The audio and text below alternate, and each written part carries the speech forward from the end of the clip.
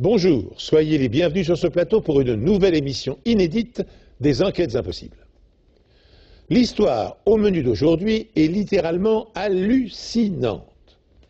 Elle démarre avec la disparition d'Angelo Agostinelli, un épicier d'une trentaine d'années, et finit par bouleverser toute la communauté de la petite ville de Millicent en Australie méridionale. Infidélité, soupçons, complot et machination sont au rendez-vous de cette affaire qui s'amplifie comme un cauchemar. Enquêteurs, criminologistes et experts scientifiques parviendront-ils à percer les secrets qui plombent et endeuillent la bourgade? J'étais au commissariat de Millicent quand j'ai reçu un appel de Gina Agostinelli du camping Lakeside. Elle tient l'épicerie qui se trouve en fait à l'angle de chez moi. Elle m'a dit que son mari avait disparu. Elle m'a dit qu'Angelo avait disparu depuis une semaine, qu'ils s'étaient disputés et qu'elle lui avait dit de s'en aller. J'étais un peu inquiet qu'il soit parti une semaine, mais elle m'a dit que ce n'était pas inhabituel. Il était déjà allé quelques jours en février à Adélaïde pour voir ses amis et sa famille après une autre dispute. Elle n'avait pas eu de ses nouvelles pendant 2 ou 3 jours et là, elle pensait que c'était la même chose. Je pensais que c'était un couple heureux. Ils étaient toujours ensemble. Elle s'asseyait sur ses genoux et ils avaient l'air vraiment tendres l'un envers l'autre. Le couple est marié depuis 5 ans. Gina a 2 enfants d'un précédent mariage. Je me suis dit qu'Angelo et Gina avaient une petite querelle d'amoureux, quelque chose comme ça, et qu'ils avaient seulement décidé de partir quelques jours pour se changer les idées. La famille nous avait dit qu'il était déjà parti une fois et qu'il était venu jusqu'à Adélaïde pour les voir, donc ça ne les surprenait pas tellement. Mais cette fois, Angelo n'a rien emporté avec lui. Il a juste pris son téléphone, il a appelé quelqu'un. Gina ne savait pas qui c'était et il a dit « Rejoins-moi ». Puis il est sorti de la caravane. Et elle m'a dit qu'Angelo n'avait pris ni sa voiture ni son téléphone. Ensuite, elle a remarqué qu'il manquait 3 200 € dans le coffre. Mais elle ne croyait pas qu'il les avait pris ce soir-là parce que le coffre était dans la caravane et elle l'aurait entendu prendre l'argent et partir. Donc cet argent manquant pouvait dire 2 choses. Soit il avait prévu à l'avance de partir, soit il était revenu à un moment sans faire de bruit et avait pris l'argent. Dans la petite ville de Millicent, les rumeurs se répandent très vite au sujet de la disparition d'Angelo. La plupart des habitants ont une idée bien précise en tête. Angelo a une liaison. Gina avait entendu des rumeurs en ville qui disaient qu'Angelo avait une liaison avec une femme de Tantanola. Étant donné que je connaissais cette femme, parce qu'elle avait eu des problèmes de santé et qu'elle avait eu pas mal de partenaires différents auparavant, je n'étais pas très surpris qu'Angelo puisse être allé chez elle.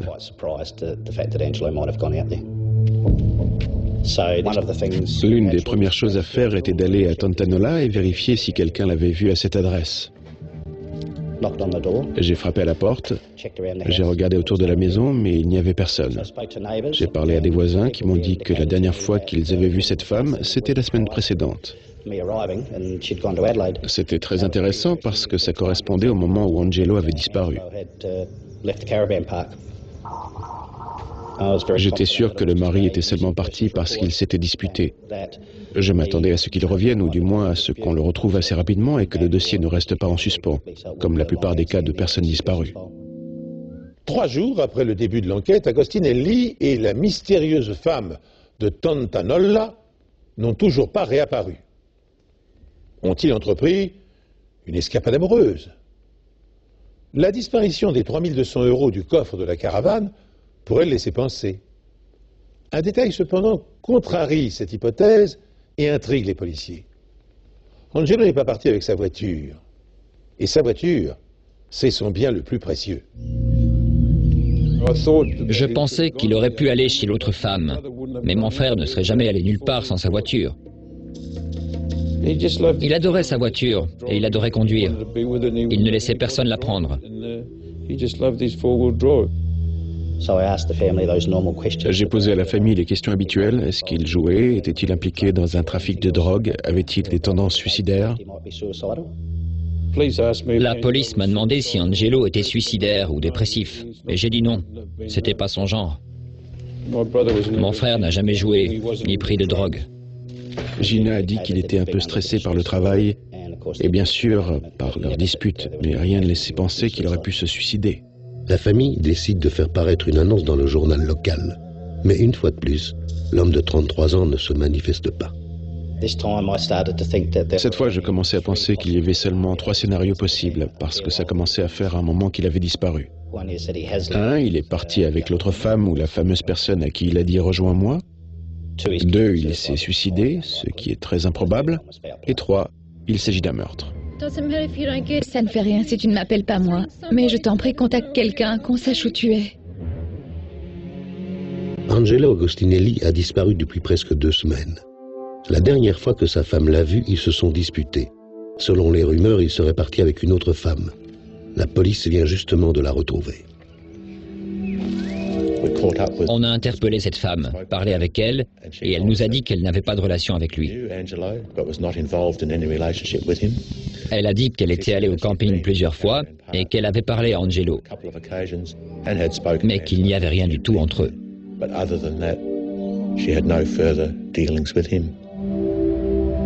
Maintenant, un autre bruit court dans la ville. Millicent est une ville intéressante où quasiment tout le monde se connaît et je crois que c'était un des problèmes dans cette affaire. Une rumeur a commencé à circuler selon laquelle Gina avait une liaison avec Gary Lewis. Gary Lewis est le boucher de la ville et il a vécu au camping pendant 6 mois. Gina niait avoir la moindre liaison avec un dénommé Gary.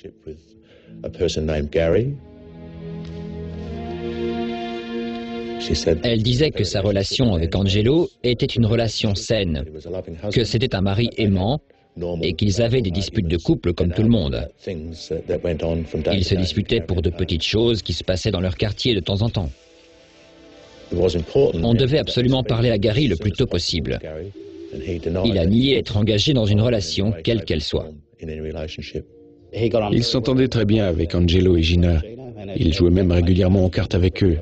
Il se décrivait comme un bon ami. Il se promenait le soir avec Gina de temps en temps, mais rien de plus. Je sentais que Gina et Gary avaient une liaison. Mais j'étais toujours persuadé qu'il y avait de grandes chances pour qu'on retrouve Angelo, parce qu'il avait déjà quitté la maison une fois et qu'il était revenu. Et la rumeur persiste toujours qu'Angelo se trouve avec la femme habitant Tantanola. On croyait la jeune femme quand elle disait ne pas avoir de liaison avec lui, mais les rumeurs continuaient de manière plutôt insistante. Alors on a laissé des patrouilles pour garder un œil sur sa maison et regarder par les fenêtres pour vérifier qu'Angelo n'était pas là. Tout le monde se connaît. Les rumeurs s'amplifient.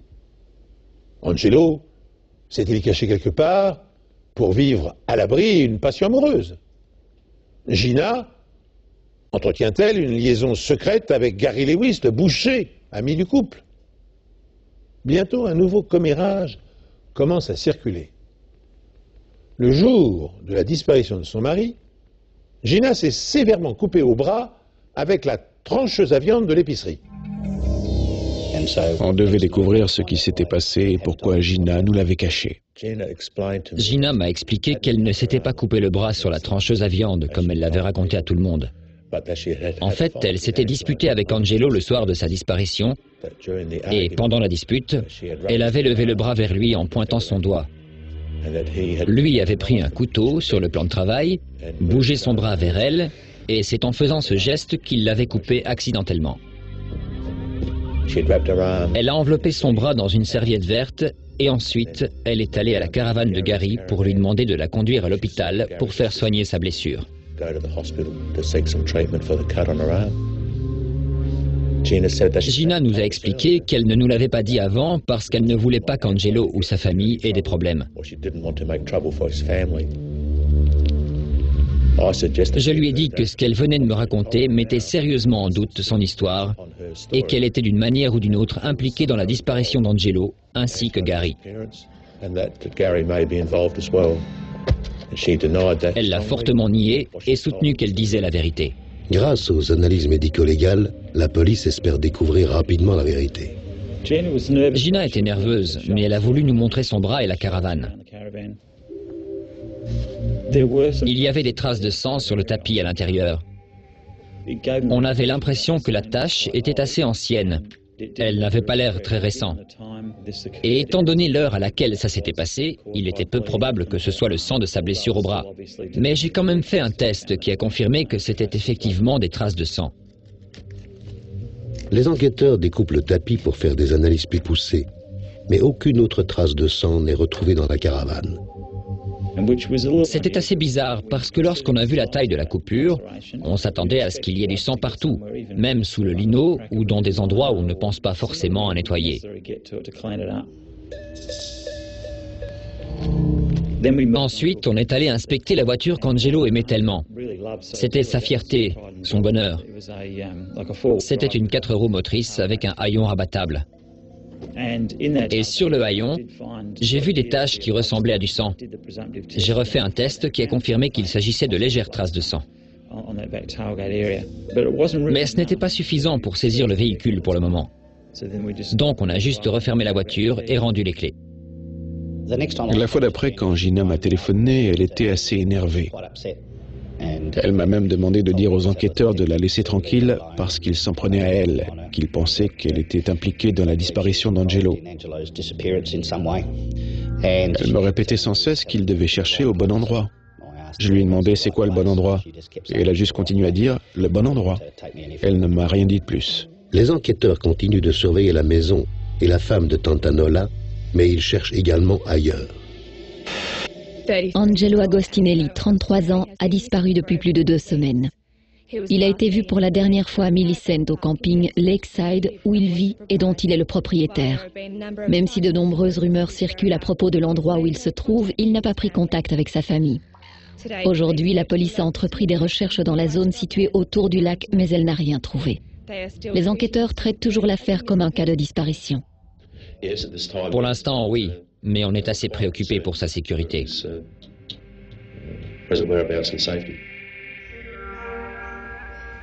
Mais quand la police scientifique retourne examiner plus attentivement la voiture d'Angelo, les enquêteurs pensent tout de suite qu'en réalité, c'est une affaire de meurtre. J'ai eu un pincement au cœur en me disant que j'aurais dû saisir le véhicule. Je me suis tout de suite dit que j'avais fait une erreur.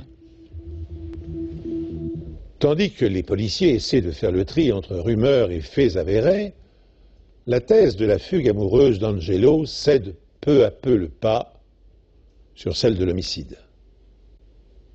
Sa femme et son amant sont-ils impliqués? Pourquoi, par exemple, Gina a-t-elle caché aux enquêteurs que son mari l'avait gravement blessé au bras le soir de sa disparition? Et qui, d'autre part, a nettoyé précipitamment la tache de sang repérée à l'arrière du véhicule tout-terrain par le commissaire Filarghi? On aurait dit qu'elle avait un peu disparu, et je me suis dit, mince, 2 jours plus tard, c'est incroyable. Donc j'ai eu un pincement au cœur en me disant que j'aurais dû saisir le véhicule. Je me suis tout de suite dit que j'avais fait une erreur. Mais avec le recul, ce n'était probablement pas une mauvaise chose, parce qu'en fait, ça a incité quelqu'un à nettoyer la tache pour qu'on ne la retrouve pas. Et quand on a regardé une seconde fois le véhicule, on a découvert du sang derrière la poignée de porte du haillon. Cela prouvait que le véhicule avait probablement été utilisé pour transporter une personne qui saignait. À ce moment-là, je ne savais pas à qui appartenait le sang ni pourquoi il y en avait dans la voiture. J'en ai parlé à Gina et je lui ai demandé où elle s'était assise dans la voiture quand elle s'était blessé le bras. Elle m'a dit qu'elle était assise devant et qu'elle ne savait pas pourquoi il y avait du sang à l'arrière ou sur le haillon dans la voiture. Le lendemain, un homme habitant l'une des caravanes voisines fournit une explication. Henry Miller nous a raconté qu'un jour, Angelo réparait les fenêtres d'une des caravanes à côté de sa voiture et qu'il s'était coupé avec la perceuse. Je suis revenu, j'ai examiné la caravane qu'Angelo avait prétendument réparée et j'ai pris des photos. J'ai vérifié la fenêtre où il avait utilisé la perceuse pour mettre un rivet. Il n'y avait aucune trace de sang sur la caravane. J'ai bien vérifié. J'essayais soit de confirmer, soit de contredire la version d'Henry Miller. La police scientifique démonte complètement la voiture d'Angelo pour l'examiner. On a retiré l'habillage du haillon et à l'intérieur, sur le mécanisme de fermeture qu'on ne peut pas voir en temps normal, on a découvert environ 10 cm3 ou 10 ml de sang, ce qui représente une importante quantité de sang. Bien loin de la quantité décrite par Henry Miller. On a demandé à Henry combien il avait perdu de sang. Il a dit qu'Angelo avait arrêté le saignement avec un pansement, si je me souviens bien. Donc ce n'était pas cohérent avec la quantité de sang qu'on avait retrouvée dans le haillon. On pense que le sang s'est infiltré par la vitre du haillon à l'intérieur de la serrure. Et la personne qui a nettoyé la vitre n'a évidemment pas démonté le haillon. On a donc retrouvé le sang dans le mécanisme de fermeture, ce qui était une découverte capitale. Ce qui était intéressant, c'est qu'Henry avait été incité par Gina à se souvenir de cette histoire et à la raconter. Ce qui nous laissait penser encore une fois que c'était une histoire inventée pour masquer la vérité. Les enquêteurs envoient à Adélaïde les échantillons de sang prélevés dans la voiture, ainsi que des échantillons du sang de la famille d'Angelo pour faire un test ADN. La police voulait faire le test ADN pour savoir si c'était le sang d'Angelo ou de quelqu'un d'autre à l'arrière de la voiture. Les enquêteurs de la brigade criminelle se rendent aussi à Adélaïde pour faire avancer l'enquête. À ce moment-là, on avait le mauvais pressentiment que la disparition d'Angelo était une affaire criminelle. Mais on ne pouvait pas être sûr à 100% qu'il n'était pas parti avec une autre femme. Les rumeurs allaient toujours bon train à ce sujet dans la ville, donc il était aussi possible qu'il soit en vie, caché quelque part. Pour tenter de découvrir si Angelo se cachait quelque part ou si c'était une affaire de meurtre, ses proches ont fait une déclaration devant les médias. Gina, tout d'abord, qu'avez-vous envie de dire à Angelo? Angelo, où que tu sois, quoi qu'il se soit passé, je t'en prie, reviens. C'est pas grave si tu ne m'appelles pas moi, mais s'il te plaît, appelle quelqu'un pour nous dire où tu es. Je t'en supplie. On a assez de soucis comme ça en ce moment. Je t'en prie, contacte quelqu'un, s'il te plaît. Eda, que voulez-vous dire à Angelo? Je voudrais dire à Angelo qu'il nous manque vraiment et que ça ne lui ressemble pas du tout. Pourquoi est-ce qu'il n'appelle pas l'un de nous? Ce qu'il a fait n'a aucune importance. On s'en fiche. On fait tous des erreurs dans la vie et la vie doit continuer. On peut l'aider et on est là pour l'aider, quoi qu'il arrive. Je suis retourné avec ma famille à Millicent, au camping. Avec ma sœur, on a fait passer un message à la télé, en pensant qu'Angelo le verrait et qu'il appellerait la famille ou quelqu'un, ou même que quelqu'un qui l'aurait vu appellerait la police.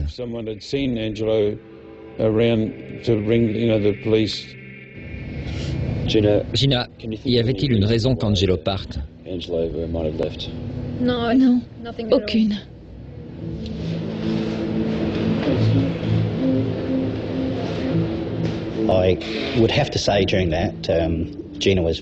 Je dois dire que Gina était très convaincante.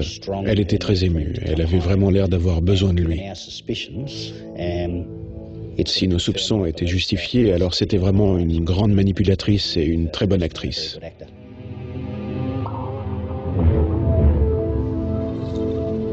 Peu de temps après, les résultats des tests ADN arrivent.